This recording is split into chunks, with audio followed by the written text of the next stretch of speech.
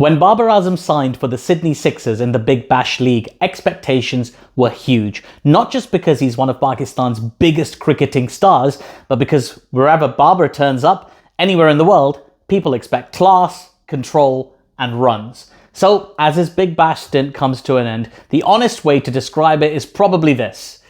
Not a disaster, but not a success either. More disappointing than damaging. Babar joined the Sixers as one of the marquee overseas signings of the season alongside players like Steve Smith. There was genuine excitement, especially amongst Pakistani fans, but also amongst Big Bash followers who were curious to see how his game would translate to Australian conditions. And early on, you could really feel the buzz. Crowds reacted when he walked out. Social media clips traveled fast. The interest was real. But once the tournament settled, the cricket itself never quite caught fire. Let's start with the numbers because this is where most of the conversation sits. Babar finished his Big Bash campaign with 202 runs in 11 matches. That's an average of 22 with a strike rate of just over 103. Now, those numbers aren't terrible, but for Babar Azam and for a competition like the Big Bash where tempo matters so much, they're not what people were expecting either. There were moments he scored 2 half-centuries, both 58s, one of them unbeaten, one against the Sydney Thunder and one against the Melbourne Renegades. He also made 47 in the Sydney Derby, batting alongside Steve Smith during that incredible chase.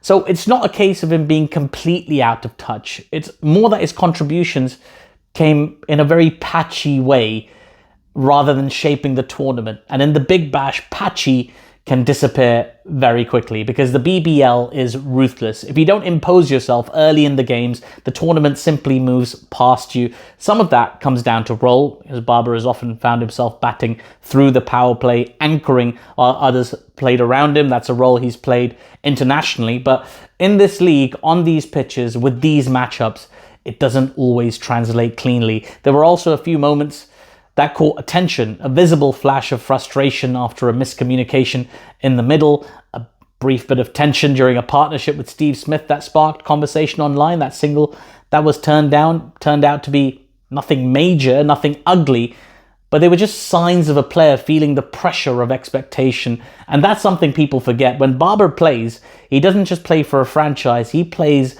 with the weight of a nation watching every ball. Now, here's where the story gets more interesting because Babar's impact on the Sixers and on the Big Bash wasn't limited to what happens on the pitch. Off the field, his presence really mattered. His signing generated significant interest in Pakistan and across South Asia. Big Bash clips featuring Babar Azam travelled further than usual. Sixers posts featuring him consistently performed well. For a league that competes globally for attention, the visibility of that level has value. It brought new eyes, new conversations, new engagement. And that's part of why franchises sign players like Babar in the first place. There's also the quieter influence, like training standards, preparation, professional habits. You won't see those on a scorecard, but teams absolutely value them. Young players being around someone who's captained his country, played in World Cups, been world number one, carried the pressure for years, that counts for something.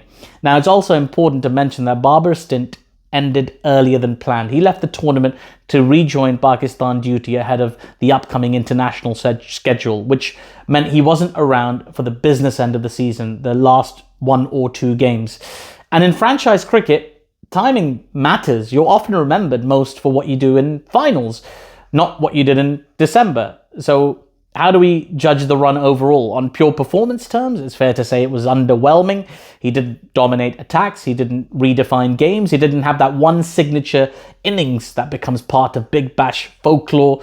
Maybe that would have come in the last 2 matches, but that's just pure speculation. It's worth remembering for a player of his reputation, this will always feel like a big disappointment. But it's also not a complete failure. He did contribute, he had moments, he added value beyond the scoreboard, and sometimes that's just how short tournaments go. Not every overseas signing becomes a highlight reel. Not every great player finds immediate rhythm in every league. So maybe the fairest conclusion is this. Babar Azam's Big Bash stint with the Sydney Sixers didn't live up to the hype, but it also didn't harm his reputation in any significant way. It reminded us that even elite players don't always click instantly, that form travels differently, and that franchise cricket doesn't always reward patience. He leaves Australia without a standout season, but with respect intact, interest generated, and another chapter added to his global career. Not the story many hoped for, but still a story worth understanding properly. What did you think of Babar Azam's run in the Big Bash League? Let me know.